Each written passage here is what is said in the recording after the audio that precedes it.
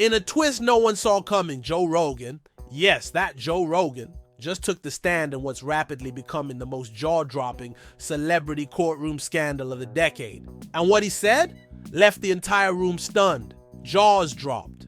Reporters scrambled. Even the judge had to call for a recess. This isn't a podcast episode. This isn't late night banter. This is a real courtroom. And Joe Rogan just threw down details that may very well rip the lid off Diddy's already explosive legal firestorm. We're talking secret meetings, cryptic audio clips, and allegations so intense they could change everything we thought we knew about the music mogul's empire. Fans are shocked. The internet's on fire, and celebrities are going silent, afraid to be the next name dragged into this spiraling disaster.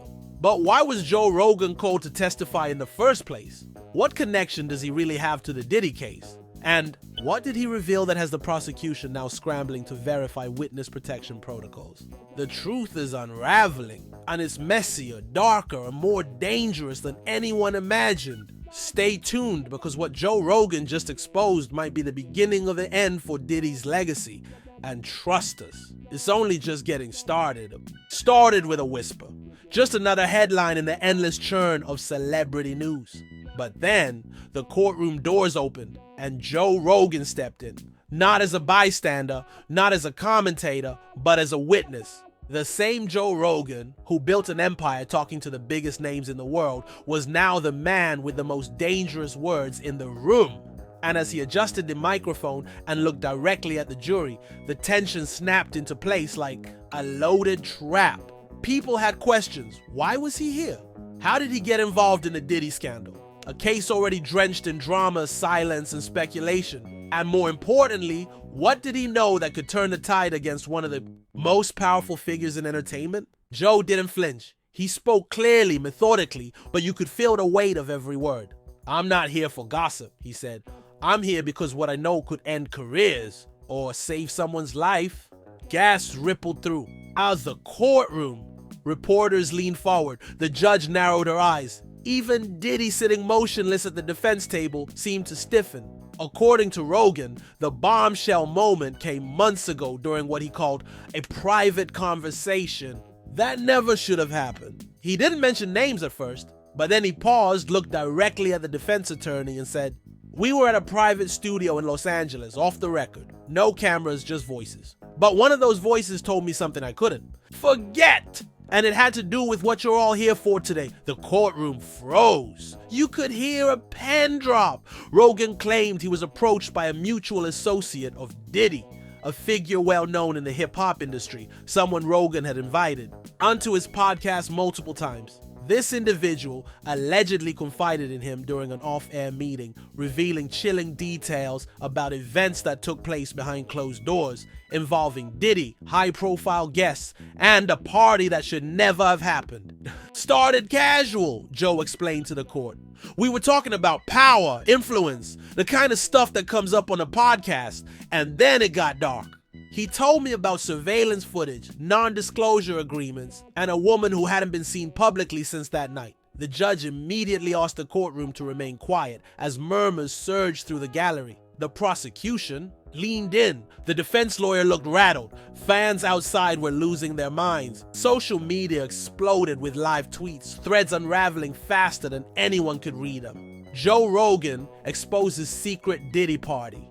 Missing woman tied to Diddy's inner circle. Rogan testifies under oath about a cover-up. But inside that courtroom, the air grew heavier with every detail Rogan revealed. He said the conversation didn't feel like a confession. It felt like a warning, as if the man telling him these things was trying to clear his conscience without putting anything in writing. "He said it was all handled," Rogan repeated. "But the way he said it, I didn't believe him." The defense tried to object, calling Joe's testimony hearsay. But the judge allowed it, citing the gravity of the case and the credibility of the witness. "This isn't gossip," she ruled. "This is a man who's been under oath for the past hour. Let him finish." And Joe did. He went on to describe how days after that conversation, he began receiving strange calls from unlisted numbers. Some hung up the moment he answered. Others played static. One, he claimed, whispered the words, "Don't talk." "I don't scare easy," Joe said, his voice steady. but I started watching my back after that. I had my house swept for bugs. My team triple-checked my studio. Something about this didn't feel right. Then he dropped the line that sent shockwaves through the courtroom. If anything happens to me, check the footage from the private studio on May 12th. The audio is saved on the backup servers. Someone needs to hear what he said that night. Diddy's lawyer immediately stood up, demanding a mistrial. "This is character assassination," he shouted. "This has nothing to do with the charges." But the judge banged her gavel. "Sit down." Outside, chaos erupted. A paparazzi chased Joe as he left the building. Helicopters buzzed overhead. Fans screamed his name. Protesters clashed with supporters of Diddy. The streets turned into a media battlefield, and through it, all Joe Rogan didn't say a word. He simply got into his black SUV, rolled up the window, and vanished into the chaos. But the damage had been done. Inside the courthouse, the prosecution requested immediate access to the surveillance footage and backup audio files Joe had referenced. The judge granted it. Subpoenas were filed within the hour. Legal teams raced to get ahead of the leak they now feared was coming. And, sure enough, that night, a snippet of the audio surfaced online. It was only 17 seconds, low quality, distorted, but it was enough to hear a voice. Deep, calm, almost too calm, say, "No cameras, no questions. If she talks, we're all done." Speculation surged like a tidal wave. Who was she? What did she know? And why was Joe Rogan, of all people, the one holding the thread to unravel the entire scandal? Theories poured in. Some said Joe had been protecting someone close to the case. Others believed he had been preparing for this moment, slowly gathering intel for months under the guise of podcast episodes and celebrity interviews. But the biggest question still hung in the air like smoke. Why now? Why speak now? And what else hadn't he told the court? As the judge adjourned for the day, reporters raced to file their stories. News vans circled like vultures. Twitter threads hit 1 million views in minutes. And deep inside the prosecution's chambers, a new strategy was forming. One that would pull more names, more secrets, and more dangerous truths out of the shadows. And they were just getting started. In the early hours of the morning, just after Joe Rogan's shocking testimony echoed across the world. Headlines blanketed every corner of the internet. News anchors scrambled for exclusive angles, and every major platform had one burning question lighting up their feeds. What exactly did Joe Rogan hear that night? Because if the 17-second leaked audio clip was just the beginning, then what was still hidden? What was still hidden? On a courtroom packed tighter than ever before, the buzz was different this time. Sharper, more electric, because everyone knew today was the day. The prosecution was calling one final witness to tie it all together. Someone whose name hadn't appeared in any leaks. Someone kept hidden from both media and public until this very moment. And when the courtroom doors swung open, people gasped because the final witness was someone no one expected to see on that stand. An industry executive who had worked with Diddy for nearly 2 decades. Known for staying behind the scenes, this man had been part of the infrastructure. Someone who knew the contracts, the money trails, the private planes, the offshore accounts, the non-disclosures, everything. He was clean-cut, suited, quiet. But the moment he sat down and took the oath, the atmosphere shifted. The judge even leaned in. Slightly. It was clear this was going to be the testimony that either burned the house down or bricked it up. He started slow, giving background about his years working with Bad Boy Records. The early success, the parties, the tours.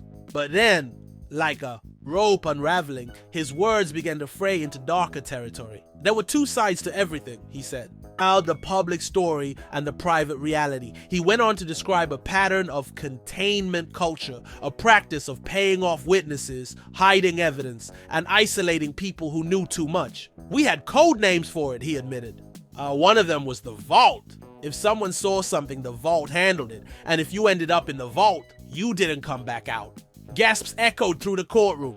Jurors exchanged glances. Even members of the gallery who had sat through days of testimony looked genuinely shaken. But the witness didn't stop there. He confirmed that the night Joe Rogan testified about, the one that involved the secret studio meeting, the threats, and the missing woman had been internally documented. Not officially, not in company files, but in what he called a shadow ledger. Every major decision that could hurt the brand. Whether it was a leaked video, a lawsuit, or someone asking, or questions got logged, not for action, But for leverage, the judge asked him directly, "Do you have access to this document now?" He nodded slowly. "I backed it up on a private server, encrypted." The prosecution moved fast. They submitted an official request for the data. The judge signed off immediately. But before the tech team could even finish wiring into the server, the witness added one final detail. Joe Rogan's conversation? It's in there, listed under a red flag tier. Same as the whistleblowers. Same as the ones who went missing. The courtroom exploded. The judge had to call for order twice. Bailiffs stepped forward to maintain control. And Diddy? For the first time in this entire trial, he looked afraid. No smirk, no side eye. Just a blank stare, hands folded, shoulders hunched. Outside, the media was losing its mind. Every outlet, every influencer, every thread lit up with headlines. Vault files confirmed. Rogan was right. Insider reveals secret black book of music industry lies. And then came the leaks. Not from court, but from within the industry. People were scared, people were scrambling, and people were talking. An anonymous producer tweeted, "The vault was real." We all knew. We just never thought it'd crack open like this. But even with the new evidence, fans were still stuck on one question. What happened to the women? Because as horrifying as the shadow ledger was, it was still just documents, notes, data. What people wanted now, needed, was accountability and justice, especially for the names that had started trending alongside Diddy's. Names like Shanice, Rochelle, Taylor, women who had disappeared from the public eye after working closely with the mogul. Women who had once posted behind-the-scenes photos, only to vanish with vague explanations and deleted accounts. And then late that evening, one of them came forward. In a moment that rocked the internet, a woman believed to be one of the missing posted a video on a private forum. Her face blurred, her voice altered, but her story unmistakable. "I didn't leave," she said. "I was pushed out. Erased, silenced." She detailed nights at events where phones were confiscated, where guests were drugged, where rooms were locked. She confirmed that Joe Rogan's source had understated what happened. "They kept tabs on everyone," she said, "even after we left." She then held up a phone, one that had been broken in half. "This is what they gave me after I signed. My exit papers, it was already wiped. Just numbers, no names, just threats." The clip lasted 4 minutes, but it broke the internet for days. The next morning, court resumed, but the mood had changed. No longer were people questioning Joe Rogan's presence in the case. Now he was being called the key that unlocked the floodgates. And as prosecutors prepared their closing strategy, they had one final trick to play. The backup server, the vault, had been decrypted, and inside, over 300 files. Audio, video, documents, emails, and a spreadsheet so detailed, the prosecution referred to it as the map of every cover-up. Names were redacted in public records, but insiders claimed it detailed payments to dozens of people, including celebrities, assistants, former employees, and even journalists, and at the center of it all, a column labeled GR, followed by a note, "Potential breach, monitor for movement." Fans knew what that meant. They didn't need capital letters or a full name. Joe Rogan was being watched, and now he had turned the eyes of the world back on them. Not the kind that comes from peace, but the eerie, razor-thin silence that settles before collapse. Every screen in the country was glowing with the same headline: "Vault files decrypted.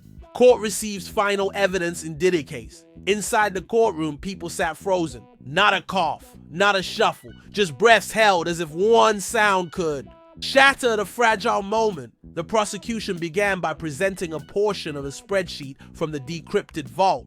It was projected onto the courtroom screen, names redacted, but roles and timelines intact. And right there, in column after column, were payouts, party locations, NDAs signed under duress, security code overrides, and most chilling of all, incident tags labeled "escalated silence achieved." The lead prosecutor spoke with a calm that made every word sting. "This isn't a ledger, it's a blueprint for manipulation. It tracks not money, but people." Then came the video files. The judge allowed only 2 to be played for the court, both under strict confidentiality. But those 2 alone changed everything. The first showed a heavily redacted recording of a private meeting between 2 executives. The conversation was stiff, coded, but the intent was clear. "She's still talking," one man says. Then bury her in something bigger, the other replies. The second file was harder to watch. It was from a private residence. Security, camera footage, time-stamped. It showed a woman stumbling out of a room, visibly distressed, being pulled back inside by two men. Her face blurred, her voice muffled, but her struggle unmistakable. And in the background, music playing softly, a song produced under Diddy's label. You could hear the courtroom shift, hands covering mouths, heads turning away. Some people quietly weeping. And then the prosecutor said what no one expected. We have reason to believe that these individuals were not isolated cases. There are more, many more. The judge ordered the courtroom sealed for the rest of the day. The media was removed, transcripts suspended, but that didn't stop the story from spreading. Within hours, 3 more women had reached out to reporters. 2 of them agreed to interviews. One said, "I left with nothing but my life." The other simply said, "Thank you, Joe." Because as messy, complicated, and polarizing as his testimony had been, it broke the seal. His words, once seen as dramatic or exaggerated, were now the first step in unraveling something monstrous. He wasn't just a witness, he was a whistle. And the world had finally heard it. Outside the courthouse, protests grew. Not just for Diddy's case, but for every woman, man, or employee who had been part of the machine and chewed up by it. Signs read, "Silence is not consent," and the vault ends here. People didn't just want answers anymore, they wanted reform. Celebrities began speaking out, quietly at first, then louder. A multi-platinum singer tweeted, "I was 19, I knew better, but I didn't have power," a famous actor wrote on his story. This goes way beyond music. This is what happens when we confuse fame with protection. And Joe, still silent, still guarded, but his name was now etched into every timeline, every thread, every headline. But then another twist. An anonymous post appeared on an encrypted forum. Its title, Vault Part 2. The post claimed that what had been uncovered was only a fraction of the data stored. That the real files, names, images, full confessions, hadn't been submitted to the court yet, because someone's still protecting. Them, it read. Someone with more money than God. Panic spread. Theories erupted. Was the court being manipulated from inside? Had the most incriminating files been buried again? And then one final blow. The prosecution confirmed that 2 critical vault files had been corrupted, possibly overridden or intentionally wiped. But Joe's name was on both. The judge demanded a full forensic investigation. Subpoenas expanded. New warrants were issued. And now, the public wasn't just watching a trial. They were watching a war. A war for truth, for accountability, for justice that had been delayed for too long. And through it all, one thing was certain. Joe Rogan didn't bring down Diddy. He lit the match. He lit the match.